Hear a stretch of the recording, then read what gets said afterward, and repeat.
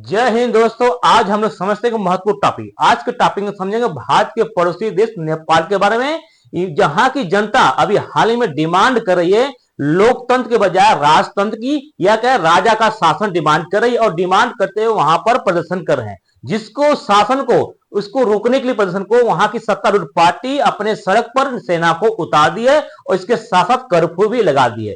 ठीक है, तो आज के टॉपिक में समझेंगे बहुत ही महत्वपूर्ण कि नेपाल में राजतंत्र की वापसी की डिमांड कर रहे हैं। क्यों चाहती है वहां की जनता राजतंत्र की? क्योंकि पिछले 17 वर्ष से पहले, या कहें 2008 से पहले वहां पर राजतंत्र ही था। तो 17 साल में ऐसा क्या लोकतंत्र में हो गया जो कि वो जनता लोकतंत्र से ऊपर अब राजतंत्र से वापस जाना चाहती है। आज के टॉपिक में समझेंगे। ठीक, इसके साथ साथ जो जनता को रोकने के लिए सड़क पर उतरी है सेना, इसके साथ साथ वहां पर लगा दिया गया कर्फ्यू। और जो प्रदर्शनकारी है सरकार को एक हफ्ते का अल्टीमेटम दिया है कि एक हफ्ते के अंदर अपना डिसीजन देकर राजतंत्र की बहाली करिए, नहीं तो हम यहां पर प्रदर्शन को और आगे बढ़ाएंगे। तो नेपाल में ऐसा क्या होगा पिछले 17 साल में कि वहां की जनता लोकतंत्र से उठ करके अब राजतंत्र की दोबारा डिमांड कर रही है। बात करते हैं नेपाल, जो कि भारत के उत्तर की दिशा में है।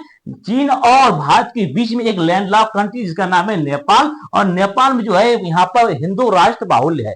लेकिन अभी हाल ही में यहाँ पर की जनता जो है डिमांड कर रही है कि लोकतंत्र को प्रीफर न करते यहाँ पर राजतंत्र की डिमांड करें। इनका मेन मुद्दा यह है कि 2008 से लेकर 2025 के बीच में यहाँ पर 17 वर्षों में 13 प्रधानमंत्री बनाए गए। और यहाँ की जनता का ऐसा आरोप है कि जो सत्तारूढ़ पार्टी जो आती है अपने सत्ता के लिए आती है, और सत्ता में लूज घटोस और यहाँ पर रिश्वत का अधिक बोलबाला होता है, और जो भी पार्टी आती है हर अपने के लिए आती है। और ऐसा मानना है कि अगर राजतंत्र होगा या राजा का शासन होगा तो राजा जो है उसका सर्वे सर्वा होगा, और राजा के पास ये नहीं लालच होगा कि हमें ये लूट वसूल करेंगे। और जो सत्ता पार्टी होती है, जो पार्टियां होती है, उनकी ये होती है कि हमको अगले बार चुनाव में लड़ना है, तो इस बार चुनाव में लड़ते हैं तो अगले बार फिर पैसा इकट्ठा करती हैं और जनता पर ध्यान नहीं देती। और इसमें क्या होता है कि एक पार्टी अगले 2 साल रही तो अगले साल 2 साल अगली पार्टी को चांस मिला, फिर अगली पार्टी में नहीं, यानी पार्टियों को चेंज करते हुए यहाँ पर सत्ता की लालच होती है। तो यहाँ पर 17 साल में 13 अगर प्रधानमंत्री दिए हैं तो इसका मतलब है कि यहाँ पर लोकतंत्र की खस्ता हालत खराब है, या कहें लोकतंत्र बहुत ही बेहाली हालत में, जिस कारण से यहाँ की प्रधानमंत्री के बजाय यहाँ पर राष्ट्रपति को न हटाकर यहाँ पर राष्ट्रपति की डिमांड करें। न्यूज क्या है? न्यूज है कि नेपाल में pro monarchy protester clash with police in Kathmandu. तो यहाँ पर जो है जनता जो है मोनार्की मतलब राजशाही जो है तंत्र को डिमांड कर रहे हैं, जो प्रोटेस्टर है, और पुलिस के बीच में यहाँ पर क्लैश भी हुआ। ठीक, protester Nepal clash with police demand to the restoration of the monarchy. यहाँ पर दोबारा से डिमांड कर रहे हैं कि मोनार्की यानी राजशाही दोबारा से आओ। इसी प्रकार से राइटर लिख रहा है कि two dead in the Nepal police use the tear gas, यानी टीयर गैस का यूज करते, आंसू गैस का यूज करते हुए यहाँ पर 2 प्रदर्शनकारी की डेथ भी हो गई।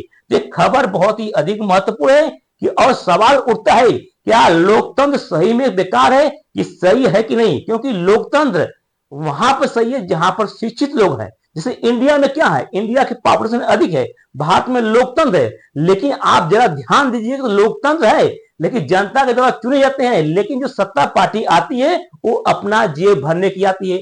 और हम लोग भी जनता क्या करते हैं कि इस बार 5 साल के इस पार्टी को चुनते हैं तो अगले साल उस पार्टी को चुनते हैं, फिर अगले साल उस अगले पार्टी को चुनते हैं। तो हम लोग केवल पार्टी चुनते हैं, और ये पार्टियां भी आती है अपनी लूज घटोड़ के लिए, इसके साथ कमाई करती है। जैसे कि मान लीजिए अगर कांग्रेस की सरकार है तो हम कांग्रेस को बजाय फिर अगले साल बीजेपी चुनते हैं। अब जैसे बीजेपी चुनते हैं उससे उब जाते हैं तो फिर अन्य पार्टी को चुनते हैं, यानी हम एक दूसरे से शिफ्ट होते जाते हैं, और पार्टियां भी इसी का फायदा उठाकर अपनी जो है मनमुटाटिक पैसा करती है और जनता का ध्यान नहीं देती है। तो इंडिया में भी जो है लोकतंत्र के देखेंगे तो इसका स्वरूप वही है, भले ही यहाँ पर जनता के द्वारा चुना जाता है, लेकिन यहाँ पर जो पार्टियां होती है वही जो है मेन अपनी फोकस करती है, और वही जो है लूट घसोट कर अपनी कमाई करती है और जनता को उतना अधिक लाभ नहीं देती है।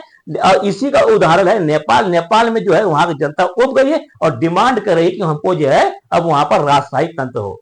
ठीक है, तो ये प्रदर्शनकारी जो कि डिमांड कर रहे हैं कि अब है जो वहां पर राजशाही जो कि 1990 में राजशाही और लोकतांत्रिक साथ था उसको डिमांड कर रहे हैं। तो नेपाल की जो राजशाही वापसी चाहती है वहां की जनता, ऐसा क्यों है? क्योंकि वहां की जनता जो है लोकतंत्र से उब गई है। पिछले 17 साल में 13 प्रधानमंत्री अगर बदल देते हैं तो उस देश की क्या हालत होगी। जरा समझ सोचिए, अगर 13 साल में 17 साल में 13 प्रधानमंत्री आएंगे तो उस देश की विकास कहां जाएगी, उसकी विकास रोज ग्रोथ रुक जाएगी, वहां की इंफ्रास्ट्रक्चर रुक जाएगी, वहां की स्वास्थ्य सेवाएं रुक जाएगी, जितने भी कार्यक्रम है सभी क्या रुक जाती है, जिस कारण से उस देश की विकास नहीं हो पाता है। ठीक है, और जनता को रोकने के लिए, जो प्रदर्शनकारी उनको रोकने के लिए यहाँ की सत्तारूढ़ पार्टी जो है सेना उतार दिया सड़कों पर। राइटर्स लिख रहा है 2 dead in the Nepal police tier gas का यूज करते हैं। यहाँ पर जो है जो प्रो मोनार्की जो है रैली है इसको करते हुए 2 लोगों की डेथ हो गई है, ऐसा खबर है राइटर के अनुसार। ठीक है, तो शुक्रवार को काठमांडू के इलाके में राजशाही समर्थक जो राजशाही की डिमांड कर है उन्होंने प्रदर्शन किया और प्रदर्शन के बाद जो है तोड़फोड़ हुई और यहाँ के नेपाली पुलिस के द्वारा कहा गया कि जो राजशाही समर्थक है इनको रोकने के लिए हम तितर बितर करने के लिए आंसू गैस का प्रयोग किया। किसका प्रयोग है? आंसू गैस का प्रयोग किया और इसके साथ साथ सुरक्षा बलों जो भीड़ को तितर बितर करने के लिए आंसू गैस। इसके साथ ऐसा बताया जा रहा है कि जो एक स्थान है तीन पुणे क्षेत्र जहां पुलिस ने अधिक मात्रा में गोलियां भी चलाई, जिससे कारण से यहाँ पर हजारों लोगों भीड़ में काफी प्रदर्शन बढ़ गया और उग्र भी हो गया, जिस कारण से यहाँ पर 2 लोगों की मौत होगी आंसू गैस के द्वारा। ठीक है, देखिए किसी भी देश को चलाने के लिए, गवर्नमेंट को चलाने के लिए कई टाइप की गवर्नर होती है या कई टाइप्स ऑफ गवर्नमेंट होती है, जिनमें से होता है राजशाही होता है, लोकतंत्र होता है, तानाशाही होता है। ये प्रमुख 3 है। इसी प्रकार से मान लीजिए डेमोक्रेटिक क्या होता है, जिसको हिंदी में लोकतंत्र कहते हैं। तो लोकतंत्र का परिभाषा होता है जनता के लिए जनता के द्वारा जो चुनी हुई पार्टियां होती है उनको जो बनाया है शासन करता है उसको होते हैं लोकतंत्र। तो इंडिया क्या, इंडिया लोकतंत्र है, यहाँ की जनता के द्वारा पार्टी को चुनी जाती है और वही पार्टी शासन करती है। तो इंडिया में लोकतंत्र है। हालांकि लोकतंत्र बहुत ही बढ़िया है, लेकिन उस देश में बढ़िया है जहां के लोग पढ़े लिखे हो, वहां जातिवादी व्यवस्था न हो, तो उस देश के लिए लोकतंत्र बहुत ही महत्वपूर्ण है, यह बहुत अच्छा काम करता है। दूसरा हो गया मोनार्की, राजशाही, जहां पर राजा का राज हो उसको राजशाही कहते हैं। तो भारत के पड़ोसी देश देखेंगे जो अरब देश है, यहाँ पर राजशाही या राजा का ही शासन होता है, जैसे सऊदी हो गया, यूएई हो गया, यहाँ पर राजा। तीसरा है डिक्टेटरशिप, तानाशाही। तो तानाशाही जो है आपका लोकतंत्र के माध्यम से भी आ सकता है, जैसे कि अगर कोई लोकतंत्र में जनता के द्वारा चुना गया व्यक्ति, अब चुनाव व्यक्ति को बैठा देते हैं और उस व्यक्ति इतना पावरफुल व्यक्ति हो गया है कि वो जनता की बात नहीं मानकर और लगातार अपनी सत्ता पर है बरकरार रखता है, उसको बोलते हैं लोकतंत्र में के स्थान पर डिक्टेटरशिप। जैसे कि आप बात करेंगे रूस, तो रूस में जो वहां के राष्ट्रपति हैं और प्रधानमंत्री है वो लगातार अपनी सत्ता बनाए रखे हैं। या नेपाल कर दें, नेपाल भी क्या अपनी तरह से वहां पर सत्ता हो। इसी प्रकार से तुर्की है, तो तुर्की भी अपने राज्य में, अपने देश में लगातार सत्ता में बना हुआ है। ठीक, तो ऐसे पार्टी या ऐसे व्यक्ति जो जनता के भलाई के लिए बनाए होते हैं लेकिन अपने पावर का दुरुपयोग करते हुए उस देश पर कब्जा कर लेते हैं, उस देश में अपनी शासन चलाते हैं, उसको बोलते हैं डिक्टेटरशिप या बोलते हैं डिक्टेटरशिप। ठीक, जिसको बोलते हैं। ठीक, इसको ऐसे उदाहरण बात करें कौन कौन देश हैं, तो रूस हो गया, चीन हो गया, तुर्की हो गया, ऐसे बहुत से देश हैं जहां पर डिक्टेटरशिप है। अभी हाल ही में बात करेंगे तो भारत के म्यांमार में क्या डिक्टेटरशिप है और यहाँ पर फोर्स का है, यानी यहाँ पर सेना का डिक्टेटरशिप आ गया है। ठीक, इसी प्रकार से होता है। एक अन्य होता है कॉन्स्टिट्यूशनल मोनार्की। क्या होता है? Constitutional monarchy. क्या होता है? कॉन्स्टिट्यूशनल मोनार्की मतलब जहां पर राजा के साथ साथ जहां संविधान की चले उसको कॉन्स्टिट्यूशनल मोनार्की कहते हैं। यानी यहाँ पर राजा और प्रधानमंत्री साथ साथ होते हैं। तो राजा जो होता है एक होता है और प्रधानमंत्री का चुनाव होता है, उसको बोलते हैं कॉन्स्टिट्यूशनल मोनार्की। इन देशों में बात करेंगे तो ब्रिटेन हो गया, ये सभी क्या है अब कॉन्स्टिट्यूशनल मोनार्की है। तो जो नेपाल डिमांड कर रहा है कि 1990 में हमारे यहाँ कॉन्स्टिट्यूशनल मोनार्की था, या कहे 2008 से पहले हमारे यहाँ कॉन्स्टिट्यूशनल मोनार्की था, इसका मतलब कि हमारे यहाँ राजा और प्रधानमंत्री साथ साथ काम करते हैं। तो उसी प्रकार की राजशाही दोबारा से वो वापस आने की डिमांड कर रहे हैं यहाँ के प्रदर्शनकारी।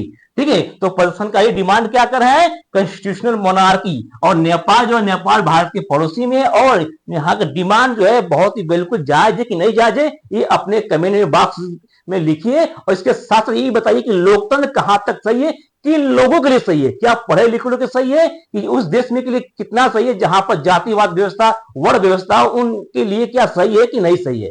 ठीक है, तो बात करते हैं यहाँ पर। तो नेपाल में जो राज्य है इसकी स्थापना जो है 1768 में किसने के द्वारा की गई? तो पृथ्वी नारायण शाह के द्वारा की गई थी। और 2008 तक लगभग 240 वर्षों तक यहाँ पर राजा का ही शासन था, जिसको राजशाही कहते हैं। तो 2008 में इसको समाप्त हुआ और यहाँ पर राज्य को, यहाँ की जो सत्ता समाप्त कर यहाँ पर इसके साथ जो यहाँ पर हिंदू राष्ट्र है इसको भी समाप्त कर धर्मनिरपेक्ष राज्य का दर्जा दिया गया 2015 में। यानी जो नेपाल एक हिंदू राष्ट्र बहुत था, इसको 2015 में लोकतांत्रिक तरीके से इसको हटाकर इसको धर्मनिरपेक्ष बना दिया गया। ठीक है, तो यहाँ पर डिमांड भी है कि हमको हिंदू राष्ट्र भी बनाना है। इसके साथ साथ बात करते हैं हिंदू जो नेपाल की एकीकरण से पहले और एकीकरण के बाद की क्या घटना है। लेकिन नेपाल की अगर इतिहास में बात करें तो 7वीं और 8वीं शताब्दी में इसकी नाम आती है और काठमांडू घाटी में एक जनजाति है जिनका नाम रहता था किरातिया जनजाति है, और ये आगे चलकर लगभग 1225 वर्षों तक यहाँ पर शासन किया और शासन के दौरान लगभग 28 राजाओं ने यहाँ पर राज्य किया। तो नेपाल की एकीकरण में जिसका महत्वपूर्ण भूमिका था उनका नाम था पृथ्वी नारायण शाह। तो पृथ्वी नारायण शाह जो कि 1768 में इनकी स्थापना करते हैं और इसका नाम रखते हैं गोरखा साम्राज्य। क्या रखते हैं? गोरखा साम्राज्य। और पृथ्वी जो नारायण शाह है ये आगे चलकर यहाँ के इसका राजा बनते हैं। इसके साथ साथ एक नए राज्य की स्थापना करते हैं जिसका गोरखा साम्राज्य गोरखा रखते हैं। तो नेपाल का जो नाम था पहले गोरखा राज था और 1930 में एक राजा हुए जो कि शाही वंश के ही राजा थे जिनका नाम त्रिभुवन वीर विक्रम शाह थे। इनके द्वारा 1930 में इसका नाम बदलकर नेपाल रखा गया। तो नेपाल का नाम कब पड़ा? 1930 में पड़ा। किनके द्वारा? तो त्रिभुवन शाह जो कि शाह वंश के ही राजा थे। ठीक, अब बात करते हैं आगे चलकर। तो इसका नेपाल का इतिहास भारत के साम्राज्य से भी था, यानी भारत से भी था, और भारत पर जो है उस समय जो है ब्रिटिश काल का कब्जा था और ब्रिटिश काल और नेपाल के बीच में युद्ध हुआ जिसको एंग्लो नेपाल युद्ध कहते हैं, जिसका तारीख 1814 से लेकर 1816 के बीच में था। और इसमें नेपाल हार गया और नेपाल हारने के पश्चात अपनी 1/3 भूमि ब्रिटिश सरकार को देनी पड़ी, जो कि वर्तमान में जो है इंडिया में है। तो कौन सा राज्य था? जो कि आपको बात करेंगे उत्तराखंड, हिमाचल प्रदेश और सिक्किम के साथ साथ कुछ पश्चिम बंगाल के अंश भी जो है उस समय के नेपाल में था, लेकिन ब्रिटिश काल के सौदे के अनुसार इसको ब्रिटेन जो है इंडिया में मिला दिया गया, जो कि भविष्य में इसको इंडिया में था। तो कभी कभी देखते हैं कि नेपाल और इंडिया के बाद में जो विवाद चलता है इसी को लेकर, उत्तराखंड को लेकर विवाद चलते हैं। नेपाल कहता है कि कभी हमारे में था तो हमको वापस करिए। ठीक है, या कहें ऐसे काला सागर से लेकर कई विवाद चलती है जो कि इंडिया और नेपाल के बीच में गहराइयां पैदा करती है। ठीक, इसी से बात करेंगे तो शाह वंश था, लगभग 80 साल तक यहाँ पर शासन किया जो कि शाह वंश था। लेकिन यहाँ पर 1846 में जो यहाँ के जनरल ने जिनका नाम है जंग बहादुर राणा ने इनकी जो है इनकी तख्ता पलट कर यहाँ पर प्रधानमंत्री खुद को घोषित कर दिए। कब ये? 1846 में। और खुद को क्या प्रधानमंत्री गोदी। इसके साथ साथ यहाँ पर राजा का पद तो था ही, तो यहाँ पर राजा और प्रधानमंत्री दो हो गए। लेकिन लगभग 100 वर्ष पश्चात शाह वंश के वंशज के द्वारा जो तख्ता पलट किया गया था, जो प्रधानमंत्री रखा गया था, उनको हटाकर अपने ही वंश का राजा और प्रधानमंत्री दोनों घोषित कर दिए थे। ठीक है, तो 1951 में लगभग 100 वर्ष पश्चात शाह वंश के द्वारा ही राणा वंश का अंत कर यहाँ पर राजपाट में राजा और प्रधानमंत्री दोनों का पद स्वयं पर रख लिया गया। किसके द्वारा? शाह वंश के द्वारा। इसके साथ 1951 में यहाँ पर स्थापना की गई और 1955 में यहाँ पर महेंद्र शाह के द्वारा नेपाल में राजा बनाया गया और 4 वर्ष पश्चात 1959 में देश में संविधान को बदलते हुए यहाँ पर कहा कि अब यहाँ पर कॉन्स्टिट्यूशनल मोनार्की होगा। कॉन्स्टिट्यूशनल मोनार्की मतलब यहाँ पर संविधान और राजा भी होंगे। और कॉन्स्टिट्यूशनल मोनार्की की इसमें वर्तमान में बात करेंगे कौन कौन जो है कॉन्स्टिट्यूशनल मोनार्की में है, तो सबसे बड़ा उदाहरण कौन है? ब्रिटेन है, बेल्जियम है, डेनमार्क है, मलेशिया है, नीदरलैंड है, स्पेन है, जो कि कॉन्स्टिट्यूशनल मोनार्की यानी यहाँ पर राजा और के साथ साथ प्रधानमंत्री होते हैं। राजा जो कि अपने वंशज के अनुसार आता है और जो प्रधानमंत्री वो जनता के द्वारा चुना जाता है। ठीक, इसी प्रकार से बात करें इस व्यवस्था को, इस तरह देश में पहली बार आम चुनाव हुआ और आम चुनाव में नेपाली कांग्रेस जो पार्टी इस सत्ता में आ गई। और लेकिन सत्ता में जो राजा चाहता था कि हमारी पार्टी आए, उनकी पार्टी ना आकर विपक्ष की पार्टी आ गई, तो राजा के द्वारा इस पार्टी पर प्रतिबंध लगा दिया गया। ठीक है, तो राजनीतिक पार्टी पर सभी पर प्रतिबंध लगा दिए उनके राजा। लेकिन 80 के दशक में यहाँ पर फिर से डिमांड उठने लगा राजा के खिलाफ और नेपाली कांग्रेस जो है इसके नेतृत्व में जनता को अपने पक्ष में करके यहाँ पर काफी यहाँ पर आंदोलन हो गया और 1990 के आते हुए आंदोलन में उग्र हिंसक होने लगा। तो जब हिंसक होने लगा तो यहाँ के राजा ने जनता के सामने घुटने टेक दिए।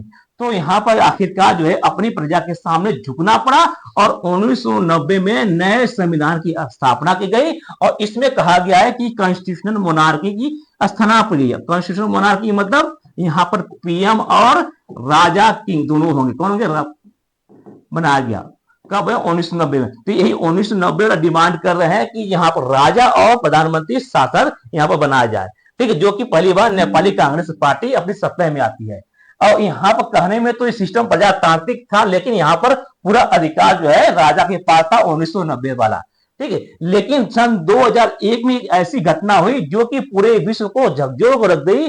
नेपाल के जो राजा थे इन पर जो है एक बड़ा हत्याकांड हो गया, जिनमें से इनके लड़के जिनका नाम है दीपेंद्र प्रिंस, क्या प्रिंस दीपेंद्र के द्वारा अपने ही परिवार को गोली मारकर हत्या कर दी गई, जिनमें से लगभग 9 लोगों की हत्या हुई। इनमें से इनके पिता वीरेंद्र, इनकी माता ऐश्वर्या समेत 9 सदस्य की हत्या कर डाले। कौन? इनके प्रिंस जो है दीपेंद्र। और इनको बचे कौन? तो केवल बचे थे इनके चाचा ज्ञानेंद्र। तो ऐसा आरोप भी लगाया जाता है कि अपने भतीजों को भड़काने वाले व्यक्ति कौन थे? ज्ञानेंद्र थे, जो कि आगे चलकर राजा बने।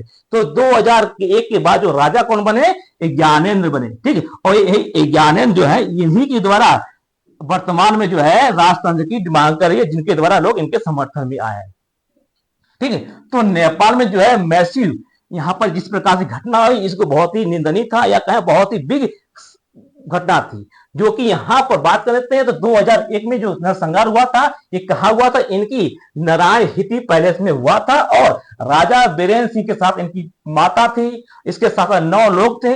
हालांकि जो घटना हुई, घटना में जो क्राउन प्रिंस थे इनकी घटना भी हुई थी और इनको अपराधी बना दिया गया था, लेकिन इनको भी घटना में स्वयं को गोली मार लिए थे और स्वयं को गोली मारने के पश्चात जैसे इनको अस्पताल में भर्ती कराया गया, तो 3 दिन बाद बिना होश आए इनको जो अस्पताल में इनकी मृत्यु हो गई। उसके पश्चात इनके चाचा जो है जिनका नाम ज्ञानेंद्र है, इनको राजा बना दिया गया। तो 2001 में राजा कौन बने थे? इनके चाचा जिनका नाम है ज्ञानेंद्र। अब इन्हीं के द्वारा लोकतंत्र की मांग की गई है वहां की जनता के द्वारा, ठीक है। तो यहाँ के क्या मैसिव घटना हुई थी, जो कि राजा है, राजा के परिवार के साथ उनके बेटे की हत्या हुई थी और इनकी हत्या करने वाले इनके बेटे जिनका नाम दीपेंद्र था, उनके द्वारा ही अपने परिवार की मैसिव हत्या कर दी गई थी, ठीक है। अब बात करते हैं 2008 में, तो लोकतंत्र जो है इस लोकतंत्र को लाया गया और राजशाही तंत्र को खत्म कर दिया गया था 2008 में। तो राजशाही के खिलाफ जो है माओवादी, देखिए इसके पहले क्या था? नेपाली कांग्रेस था, अब क्या आ गए माओवादी जो है आंदोलन जारी करते रहे। इसके साथ साथ 2005 में जो राजा बन गए थे ज्ञानेंद्र है, इन्होंने इमरजेंसी लगा दी और इमरजेंसी लगाते ही अपनी सारी शक्तियां अपने हाथ में ले ली और जैसे ही अपने हाथ में यहाँ की जो है जनता जो है और आंदोलनकारी हो गया और अधिक आंदोलनकारी हो जाने के कारण से 2006 में यहाँ के राजा को झुकना पड़ा और यहाँ के नए प्रधानमंत्री बनाया गया था जिनका नाम है गिरिजा प्रसाद कोइराला। इनको जो है 1990 के दशक में बनाया गया था और 2006 में एक समझौता जहां पर गृह युद्ध को समाप्त कर दिया गया और इसके साथ साथ जो माओवादी जो है, जो वर्तमान में केपी शर्मा ओली आते हैं, वो जो है इनकी पार्टी जो है सक्रिय हो गई और दोनों को 2008 में आम चुनाव में एक अच्छा हिस्सा मिला या अच्छा खासा जीत मिला। इसके साथ साथ बात करेंगे 2017 में तो नेपाल का एक संविधान लागू हुआ और संविधान कब लागू हुआ? 2017 में। तो केवल 17 साल में यहाँ पर 13 प्रधानमंत्री को बदला गया, ठीक है। तो यहाँ पर नेपाल में लोकतंत्र का आगाज हुआ कब हुआ? 2008 में आजाद हुआ और खुद को गणतंत्र घोषित किया और 240 वर्ष पुराना जो राजशाही है उसको खत्म किया, ठीक, यहाँ की जनता के द्वारा या क्या यहाँ की पार्टी के द्वारा। लेकिन बात करते हैं यहाँ की जनता अब क्यों उब गई है इस लोकतंत्र से, तो उसका कहना है कि 17 वर्ष हो गए। कितने? 17 वर्ष में 13 प्रधानमंत्री आए हैं। कितने? 13 प्रधानमंत्री आए। इस सभी प्रधानमंत्री जो है अपनी पार्टी को या अपनी जनता को लूटने के लिए काम किए हैं, इस जनता को कोई काम नहीं किए। यानी जितनी भी पार्टियां आई, अब सोच सकते हैं कि 13 वर्ष में 17 वर्ष में 13 प्रधानमंत्री आते हैं तो उस देश की विकास की स्थिति क्या होगी? क्या वो देश विकास कर पाएगा? कभी नहीं कर पाएगा। वहां की इंफ्रास्ट्रक्चर में कोई विकास नहीं होगा, वहां जनता के प्रति कोई भी लगाव नहीं होगा। तो इस प्रकार की जनता का रोष है कि यहाँ के प्रधानमंत्री आते हैं अपनी कमाई के लिए आते हैं और जनता का कोई ध्यान देते हैं, जिस कारण से यहाँ की जनता इनसे उबकर अब जो है राजशाही की डिमांड करते हैं। बात करते हैं ये मुद्दा उठा कैसे, तो देखिए यहाँ पर 19 मार्च को यहाँ पर गणतंत्र लोकतंत्र दिवस मनाया जाता है। क्या प्रजातांत्रिक दिवस मनाया था। और इन्हीं में जो राजा ज्ञानेंद्र थे, उन्होंने अपने भाषण में कहा कि अगर आप चाहते हैं कि दोबारा से राजशाही आए तो अब हमारा साथ साथ दीजिए और प्रदर्शन करिए और डिमांड करिए कि सरकार से दोबारा जो है राजशाही। तो ये ज्ञानेंद्र जो है अपने एक भाषण में 19 मार्च को भाषण दिए और भाषण के पश्चात जो है इनके समर्थन वाले लोग जो है दोबारा से प्रदर्शन कर रहे हैं और डिमांड कर रहे हैं कि अब जो है फिर से जो है नेपाल में राजशाही आए या राजतंत्र का डिमांड हो। ठीक, तो यहाँ पर नेपाल के पूर्व राजा जिनका नाम ज्ञानेन्द्र शाह है, इनको 19 मार्च को अपने लोकतंत्र दिवस पर एक वीडियो जारी किया जिनमें डिमांड किए हैं कि दोबारा से जो है यहाँ पर राजशाही लागू किया जाए, इसके साथ हिंदू राष्ट्र का दर्जा दिया जाए, क्योंकि 2015 में हिंदू राष्ट्र दर्जा हटाकर इसको जो है सेक्युलर राज्य बना दिया जाए। यानी यहाँ पर जो राजा का डिमांड है कि अब जो है यहाँ पर राजशाही लाया जाए, इसके साथ हिंदू राष्ट्र घोषित किया जाए। तो इनके समर्थन वाले लोग जो है सड़क पर उतर गए और प्रदर्शन करें और सत्तारूढ़ पार्टी है इस प्रदर्शन को रोकने के लिए सड़कों पर सेना उतार दी। तो आई होप कि आपको अच्छी समझ में होगा कि लोकतंत्र किनके लिए सही है और किनके लिए खतरनाक हो सकता है। तो आई होप समझ में हो गया है कि नेपाल क्या चाहता है, किस